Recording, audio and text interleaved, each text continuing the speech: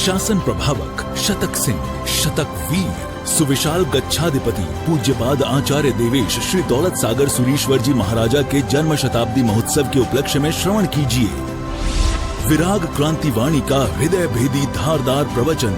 जिन शासन जिंदाबाद। क्रांतिकारी प्रवचनकार श्री शत्रुंजय महातीर्थ सेवक, कत्ल खानों के जाहिर विरोधक, लाखों पशुओं के रक्षक, मिशन हिंसा मुक्त पालिताना के मार्गदर्शक, श्वेतांबर मूर्ति पूजक तपोगच्छीय सुविशाल सागर समुदाय के गौरव, पूज्य पन्यास प्रवर श्री विराग सागर जी महाराज। जय गिरिराज, जय आदिनाथ, जय गुरुदेव। किसी चिंतक ने लिखा है, काम क्रोध के बादल चढ़े और बरसन लगे अंगार। काम क्रोध के बादल चढ़े और बरसन लगे अंगार। इस दुनिया में जो सद्गुरु ना होत तो जल जात संसार, जल जात संसार। दुनिया के जितने भी धर्म हैं, कोई धर्म ऐसा नहीं है कि जिसमें देव ना हो, गुरु ना हो, धर्म ना हो। आखिर सभी को देव, गुरु और धर्म, ये तीनों की आवश्यकता रहती है।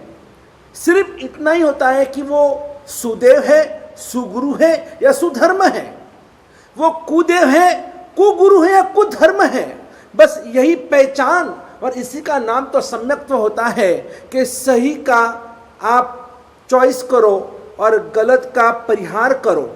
सुदेव, सुगुरु, सुधर्म आदरू अने कुदेव, कुगुरु, कुधर्म परिहरू। लेकिन एक बात तो निश्चित है, गुरु तो गुरु है और गुरु के बिना, सद्गुरु के बिना कभी भी कोई भी आत्मा का विकास कभी संभव हो ही नहीं सकता है। और इसीलिए हमारे जिन शासन में भी नमस्कार महामंत्र में जो 9 पद है, इन 9 पद में 2 प्रकार के देव बताए हैं, 3 प्रकार के गुरु बताए हैं, 4 प्रकार का धर्म बताया है। सुदेव में 2 प्रकार के देव, अरिहंत और सिद्ध, ये हमारे देव है। सुगुरु में 3 प्रकार के गुरु, आचार्य, उपाध्याय, साधु, साध्वी जी भगवान। साधु के अंतर्गत साध्वी जी भगवान को भी लिया गया है। तो ये कौन है? ये हमारे 3 प्रकार के गुरु है। और 4 प्रकार का धर्म, दर्शन, ज्ञान, चारित्र, तप, दान, शील, तप और भाव, मैत्री, प्रमोद, करुणा और माध्यस्थ, ये हमारे धर्म हैं। तो इस तरह से 2, 3 और 4 मिलाकर 2 प्रकार के देव, 3 प्रकार के गुरु, 4 प्रकार का धर्म मिलाकर 9 पद कहो, सिद्ध चक्र कहो, नमस्कार महामंत्र कहो, जो हमारे जिन शासन का प्राण है, जो हमारा श्वास है। देव, गुरु और धर्म, इन्हें पंच परमेष्टि में ये परम स्थाने तिष्ठति इति परमेष्टि। इस विश्व के अंदर इनसे ऊपर कोई है ही नहीं। चत्तारी लोकोत्तमा, ये जो सबसे इस पूरे विश्व में जो सबसे सर्वश्रेष्ठ, उत्तम से उत्तम है, वो हमारे अरिहंत, सिद्ध, आचार्य, उपाध्याय और साधु, साध्वी जी भगवान को इसमें रखा गया है। अब देखिए कि देव, गुरु और धर्म, इन तीनों में गुरु को बीच में रखा है। एक बाजू देव, एक बाजू धर्म, बीच में गुरु को रखा है। और गुरुदेव क्या करते हैं? गुरु का कर्तव्य क्या होता है कि शिष्य को धर्म की पहचान कराए, शिष्य को, भक्त को देव की पहचान कराए। दोनों के बीच में महात्मा है, एक बाजू परमात्मा है, एक बाजू आत्मा है। और आत्मा को परमात्मा तक पहुंचाने का काम महात्मा का होता है। धर्म के माध्यम से, धर्म की सही पहचान कराने से, आत्मा में रहे हुए अनंत गुणों और उस गुणों का आविष्कार करने से या फिर गुणों को प्रकट कराने से, जो सुषुप्त शक्ति उसको जागृत कराने का काम, ये सब कुछ काम सद्गुरु करते हैं। और इसीलिए तो जैसे बारिश में, बारिश इतनी भयंकर बरस रही है, फिर भी उस बारिश से हमारी आत्मा को बचाने का काम कौन करता है? एक छाता, एक छत्र।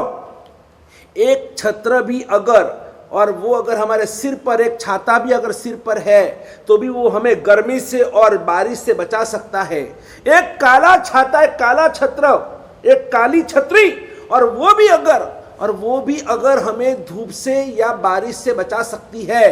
तो जिनका जीवन ही निर्मल स्फटिक जैसा उज्जवल है, श्वेत है, जिनके विचार श्वेत, जिनके आचार श्वेत, जिनकी मर्यादा श्वेत, यानी कि श्रेष्ठ, तो क्या ऐसे गुरु हमें क्या पाप से नहीं बचा सकते हैं?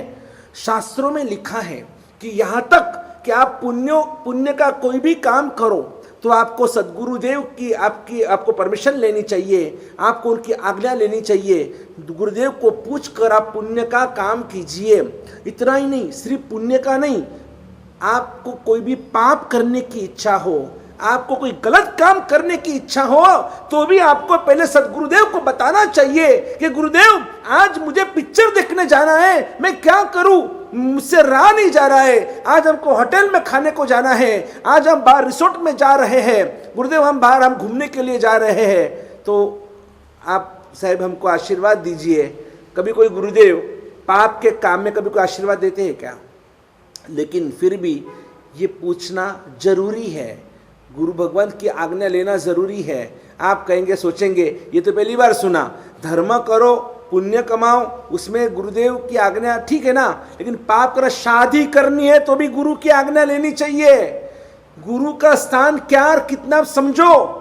आज हमने अपने गुरुओं की डिवैल्यूएशन कर दी है। अरे उनको क्या पूछने की जरूरत है, हमको मालूम है, हमको आता है, ये सब व्यवहारिक बातें, ये सब संसारिक बातें, गुरुदेव को क्यों इसमें इन्वॉल्व करने की जरूरत है? हाँ, करना जरूरी है, क्योंकि गुरुदेव आपको वो जो पाप करने आप जा रहे हैं उस पाप को करने से आपको रोकेंगे, आपको टोकेंगे। भाग्यशाली आप इतने आराधक हो और आप आज 14 के दिन होटल में जा रहे हो, आपको ये अच्छा नहीं, शोभा नहीं देता है, आपको नहीं जाना चाहिए। क्या करो गुरुदेव, सब मेहमान, सब घर में इतना फंक्शन है और सब जा रहे, मुझे जाना पड़ेगा। तो गुरुदेव क्या करेंगे? तो आपको ऐसी ऐसी रीति बताएंगे, आपको ऐसा ऐसा आपको उपदेश देंगे। कम से कम जिस पाप की दुनिया में आप जा रहे हो उस पाप की दुनिया से बचाने के लिए अगर संपूर्णतः आपको बचा नहीं सकते, कम से कम वो आपको बीच में स्पीड ब्रेकर खड़ा कर दे देंगे। भाई देखो, खाते समय रात को खा रहे हो, होटल में जा रहे हो, कम से कम वो लालसा से मत खाना। आंख में आंसू होने चाहिए, मन में एक अंदर में एक पश्चाताप होना चाहिए कि अरे कब मैं इस पाप से छूटूंगा। अरे वाह, आज तो खाना बहुत टेस्टी था, मजा आ गई। हाँ आज तो, अरे क्या पिक्चर था यार, मजा आ गई आज तो। ये जो निकाचित कर्म होते हैं, निकाचित, जो हम इतने आनंद से राची माची नाची ने और जो कर्म का बंद हम करते हैं ना, तो कम से कम गुरुदेव आपको ऐसे उपाय बताएंगे, आप ऐसा कोई कर्म मत बांधो। आपको जाना पड़ रहा है इसलिए आप जा रहे हो, आप इच्छा से मत जाइए। आपके मन को उन पापों से अलिप्त रखिए। पिक्चर देखने गए हो, कम से कम इतना तो हो सकता है ना, कोई भी ऐसे विभत्स ऐसे कोई दृश्य आ जाए, कोई भी ऐसी सीन आ जाए कि जिसको देखने से हमारे राग द्वेष बढ़ रहे हैं, कम से कम ऐसी स्थिति में आपकी आंखें नीचे रखना, या तो फिर आप उस समय नवकार का ध्यान करना। कम से कम उतना समय जिससे आपके मन के विचार बिगड़ते हैं, आपके मन में खराब विचार, खराब भावना आ जाती है, आपकी मन की परिणति दूषित हो रही है, आप वासना से घिर जाओगे। ऐसी स्थिति के अंदर आपको आपके आंखों के ऊपर, अपने इंद्रियों के ऊपर कैसे काबू प्राप्त करना, ये सब उपाय बताने वाले ही तो सद्गुरुदेव होते हैं। और इसीलिए तो ऐसे कोई तीर्थंकर परमात्मा नहीं है कि जिनके शिष्य नहीं हुए। आज हमारी ये जो पूरी परंपरा चल रही है, भगवान आदिनाथ से भगवान महावीर स्वामी तक, सब ये गुरु परंपराओं के कारण ही तो हमारा शासन आज असंख्य साल से चल रहा है। और जो परमात्मा महावीर स्वामी जी ने बताया है कि मेरा जिन शासन 21,000 साल तक चलेगा, कौन चलाएगा इस शासन को? यही गुरु परंपरा, यही तो जिनको गुरु दीवो गुरु देवता, गुरु भगवान को दीपक की उपमा दी, गुरु भगवान को देवता की उपमा दी, गुरु भगवान को शेर की उपमा दी गई है। बहुत सारे यहाँ पर ऐसे हमारे शास्त्रों के अंदर गुरु भगवंतों की उपमाएं बताई गई है कि नहीं, गुरु भगवान के बिना तो आपका कोई भी आध्यात्मिक जीवन में, व्यवहारिक जीवन में आपका प्रवेश नहीं हो सकता है। हम जब जन्मे तब हमको किसने खाना सिखाया, किसने पीना सिखाया, किसने, हमको तो कुछ समझ में नहीं आता था, कैसे खाए, कैसे पिए, कैसे हम सोए, कैसे उठे बैठे, कैसे कपड़े पहने, कुछ हमको मालूम नहीं था। हम तो बिल्कुल एक छोटे बच्चे थे, बालक थे। उस समय सबसे पहली माँ, वो माँ हमारी सबसे पहली गुरु बने, वो हमारी माँ थी ना, वही हमारी सबसे बड़ी गुरु है।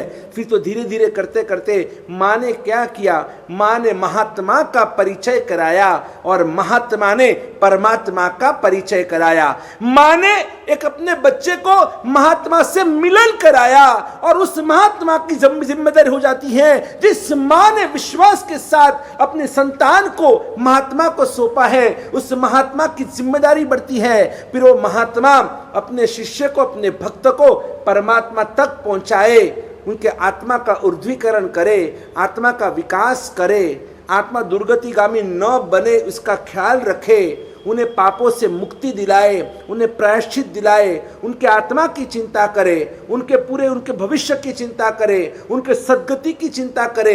यही कर्तव्य एक सद्गुरु का होता है। और इसीलिए तो किसी ने कहा है कि जब जो बात दवा से नहीं वो दुआ से होती है, जो बात दवा से नहीं वो दुआ से होती है, और अगर काबिल गुरुदेव मिल जाए तो बात खुदा से होती है, बात प्रभु से होती है। और ऐसे एक सद्गुरु देव जो हमें मिले हैं, वो आज हमारे वर्तमान गच्छाधिपति, सुविशाल गच्छाधिपति, और ऐसे जो जन्म से पटेल है, पटेल जिनका जन्म हुआ मैसाना के पास जैतपुर नाम के गांव में, कल ही मैंने आपको बताया था।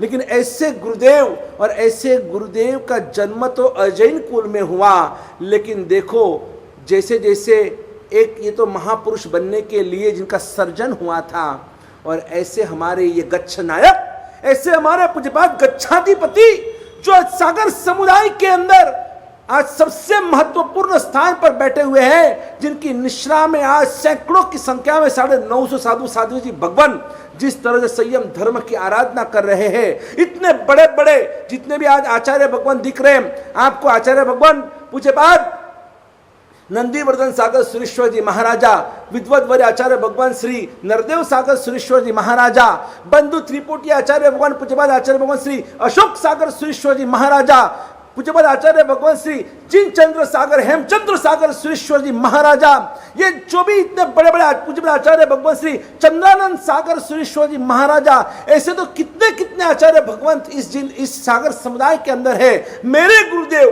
पूज्यपाद आचार्य भगवान श्री हर्ष सागर सुरेश्वर जी महाराजा, पूज्यपाद आचार्य भगवान श्री चंद्र रत्न सागर जीत रत्न सागर सुरेश्वर जी महाराजा, कि ये जो इतने इतने ओलिया करे 250 से ऊपर जिन्होंने वर्तमान तब की ओली की आराधना की, ऐसे हमारे चंद्र रत्न सागर सुरेश्वर जो हमारे समुदाय का गौरव है। और हमारे पूज्यपाद युवा आचार्य श्री विश्वरत्न सागर सुरेश्वर जी महाराजा जैसे अनेक विद आचार्य भगवंत आज इस सागर समुदाय के अंदर और जिस शासन की प्रभावना फैला रहे हैं, जिस तरह से शासन की सेवा कर रहे हैं, शासन की रक्षा के लिए हमेशा तत्पर होते हैं। और ऐसा ये सुविशाल सागर समुदाय और इस समुदाय के ये गच्छ नायक, ये हमारे वर्तमान गच्छाधिपति, जिनका बस अभी 3 दिन के बाद और 100वां जन्मदिन हम पूरा विश्व मनाएंगे, क्योंकि ये सिर्फ जैनों के गच्छाधिपति नहीं है, ये सिर्फ जैन गुरुदेव नहीं है, ये तो पूरे विश्व के गुरु बन चुके हैं, ये विश्व गुरु बन चुके हैं। और उनका ये जन्मोत्सव मनाना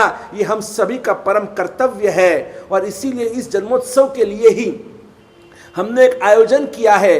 36 गुणों गुरु मज्झ, पंचेंद्रिय सूत्र के अंदर हम 36 गुणों गुरु मज्झ यानी के 36 गुण के धारक ऐसे मेरे गुरुदेव हैं। इस पूरे एक सेंटेंस के अंदर, इस पद के अंदर सबसे महत्वपूर्ण कौन सा शब्द आपको पता है? 36 गुणों गुरु, 36 गुण के धारक कौन? तो गुरुदेव। किसके गुरुदेव? तो कि मेरे गुरुदेव। किसके गुरुदेव? बोलो, मेरे गुरुदेव, हमारे गुरुदेव, हम सभी के गुरुदेव। बस ये जो अटैचमेंट जो होता है ना, ये जैसे वैसे गुरु नहीं है, ये मेरे गुरुदेव है। और शास्त्रकारों ने लिखा है कि गुरु सारा होवा જોઈએ ये जरूरी है। गुरु अच्छे होने चाहिए ये जरूरी है, लेकिन गुरु अच्छे लगने चाहिए ये बहुत जरूरी है। कोई धर्म में ऐसा आपको नहीं मिलेगा कि बिना गुरु का धर्म हो। कहीं ना कहीं हर धर्म के अंदर आपको गुरु तो मिलेंगे ही मिलेंगे, और उसी गुरुदेव के प्रभाव से ही तो सभी के अपने अपने धर्म चल रहे हैं, अपने अपने क्रियाकांड चल रहे हैं, और लोग एक सच्ची राह ढूंढने के लिए, समझने के लिए ही गुरुदेव के पास आते हैं। यानी ऐसे गुरुदेव हमको भी मिले हैं। जब मेरी माता, मेरी मम्मी ने मुझे घर से भगाया था, तब मेरी उम्र थी सिर्फ 15 साल की उम्र थी, और एट द एज ऑफ 15 बस मेरे बहुत अरमान थे।